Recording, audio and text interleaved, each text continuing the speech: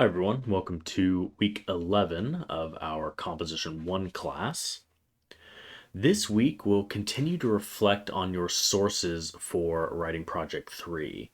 In particular, we'll think about how those sources can help you explore your research question. As you work on your writing this week, don't forget about tutoring services available to you through Columbus State's online writing center. Even if you don't have a draft, even if you don't exactly know what you want to do with your paper yet, they can still help you out. They can help you with brainstorming, pre-writing, drafting, revising, all of that. I actually work in the Writing Center on Fridays from 9 a.m. to 4 p.m. On the online Writing Center, I should say. And so I'd be happy to set up an appointment with you and we can talk about your work. For task 11.1, you have some readings to do.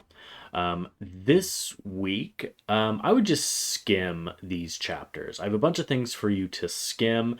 These are mostly resources that could be useful to you. I would not spend your time reading all of them in depth. Just sort of pay attention to headings, pay attention to what each chapter talks about. And if you come across something that seems useful, then read it. Or, just be aware of what the chapters contain in case you need to go back and reference them later. So we have a chapter on reporting information, a chapter on arguing a position, a chapter on writing reflections, a chapter on mixing genres. And we also have a chapter on quoting, paraphrasing, and summarizing, which will be especially useful in a research paper, as well as chapters on acknowledging sources, avoiding plagiarism, documenting your sources, and MLA style. So lots of useful things this week. Take a look at those, get a sense of what resources are available to you. For task 11.2, you're going to be synthesizing your sources. And let me download this document here so we can take a look at it. And I'll read the instructions first. One way to get a better sense of your sources and to start generating ideas is to synthesize your sources. As our textbook says, synthesizing sources means bringing together ideas and information from multiple sources in order to discover patterns and gain new insights and perspectives. The chart that is available here will help you synthesize your sources.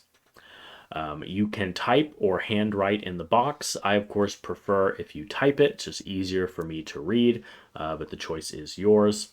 After you fill in the chart, try to look for patterns. Are there certain ideas in your sources that overlap? Can multiple sources be used to help you support or explain a particular idea in your paper? Keep in mind that for writing Project 3, you need to use 3 to 5 sources. There are spaces on this chart here for 5 sources, but if you plan to only use 3, that is fine as well. It may be in your best interest to take a look at some sample charts in the Student Success Gallery just to get a sense for how other people filled out their synthesis chart. This is what the chart looks like. So you'll see for your first source here, you will write the author's name, the title, and any other identifying information that you want to. And then in this box, you'll answer how this source relates to your question.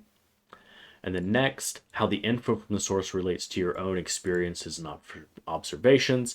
And you'll just go from there. So each box, you'll fill that in for the source. When you're done with your first source, you'll move on to filling in the boxes for your second source.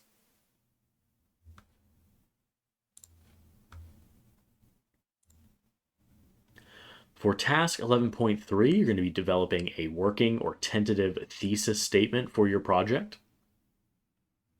Remember that your textbook recommends that you begin by thinking of your overall topic as a question, which we've already been doing for this assignment. And your next step is to think about how you'll answer that question. Your answer to your research question essentially is your thesis. It's what you're going to be, demonstrating, explaining, or proving in your writing. I have some steps here to kind of help you come up with those thesis statements. First of all, I would look at any previous notes that you've taken. So the source evaluations that you wrote, the synthesis chart, any annotations you've made on your own. And then from there, you can jump into these questions. First of all, remember that the answer to your research question doesn't have to be definitive. You don't have to have a very firm stance or a very clear answer to your question. The goal is just to provide some sort of question in answer to, sorry, some sort of answer to your research question. Writing project 3 is an exploratory project. And exploratory projects can be a little bit more open-ended. They don't necessarily have to be as rigid and argumentative as a like persuasive paper might be. Next, your thesis will most likely evolve as you think more about your rhetorical situation. You might decide that you want to propose something to your audience or inform your audience or take your audience through kind of your exploratory journey. And you can take a look at task 11.4 for some more possibilities.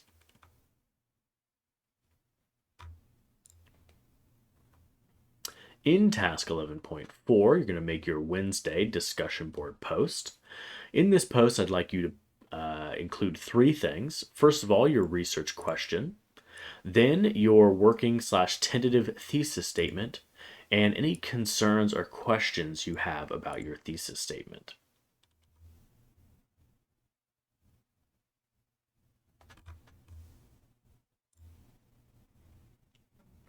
For task 11.5, you're going to create an outline or some other plan for your draft. Before you jump into creating a plan, it would be good to think about your rhetorical situation, your purpose, audience, your context, perhaps even your genre and how you plan to design the document. What's your main goal in your writing? What do you want readers to feel, think, or do? Who is your intended audience? Your audience could be me as a college English professor, but it also doesn't have to be. Maybe I'm not the ideal group that you are targeting. How familiar will your audience be with your topic and with your research? How much detail will you need to provide for them to understand what you're talking about? And how can you best guide your readers through your writing? Here are a few possible organizational structures you could use, but you're welcome to think of something that would work for your particular project. There's a lot of reading here, or a lot of explanation of what these patterns are. So I will let you read that on your own. If you have any questions about these particular patterns, let me know.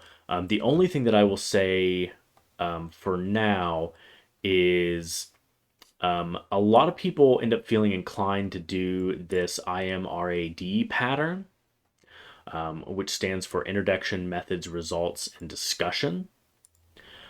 This is an organizational pattern that tends to work best for like field research. So if your project involved you creating a questionnaire or a survey or interviewing people, then the IMRAD pattern could be good for you. If your research was mostly just looking up sources from Google or from the library databases, this may not be the best fit for you. So for instance, method describes how you went about collecting your information. So that's for like if you did an interview to explain how you did the interview. If you did a questionnaire, you'd talk about how you developed the questionnaire, how you distributed it to people. Again, if the only research you did was, using Google, your reader doesn't really need to know about that. They don't need to know what you Googled or, things like that. So again, this pattern is more for if you conducted like firsthand field research. Once you've considered these different patterns, your next step is to just begin planning. Your plan or your outline can take pretty much any format that you want. Obviously, try to pick something that you think is actually going to be useful to you.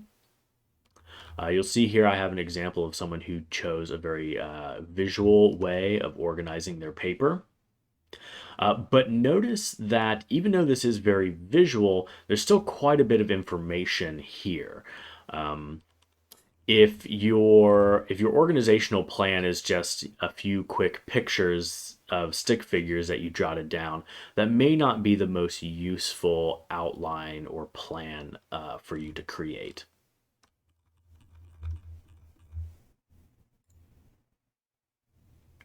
For task 11.6, you're going to make your Friday discussion board post. In your post, what kind of pattern do you want to use for your draft? And explain why. Also, find a chapter in the field guide that you think will help you most when it comes to drafting writing project 3. Tell your classmates about the chapter that you chose and one key idea from that chapter. Also, don't forget to comment on at least 2 of your peers' posts. Even though we are 11 weeks into the course, I still have people every week who are not replying to their peers and are missing points for that. You are graded on replying to your peers, so make sure that you are doing so. Lastly, you are going to submit the writing that you did for tasks 11.2, point 3, and point 5. Those are the synthesis chart, the tentative thesis, and your outline/organizational plan. A lot of weeks, I only have you turn in one thing. So don't be confused here. You are turning in writing from 3 different tasks. If you'd like to include that all on one document, that's fine. If you'd like to make 3 separate submissions, that is fine as well. Whatever you choose, I'll be able to figure it out. That is all for this week. If you have any questions or concerns, please be sure to let me know and I will help you out.